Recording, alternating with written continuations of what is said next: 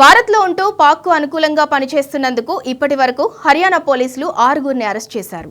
అందులో హిసార్ ప్రాంతానికి చెందిన మహిళా యూట్యూబర్ జ్యోతి మల్హోత్రా భారత్కు చెందిన కీలక సమాచారాన్ని పాక్కు చేరవేసినట్టు గుర్తించారు. జ్యోతి మల్హోత్రా ఒక YouTuber and travel blogger. Pak అధికారుల సాయంతో జ్యోతి మల్హోత్రా పలుసార్లు దాయాది దేశంలో పర్యటించింది.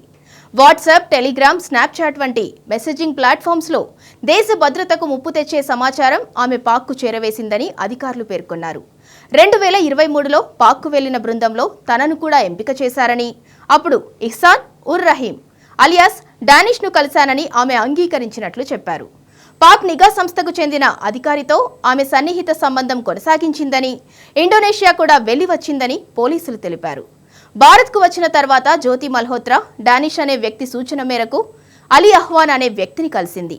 పాక్ నిఘా వ్యవస్థకు సంబంధించిన వ్యక్తులను అతడు ఆమెకు పరిచయం చేశాడు.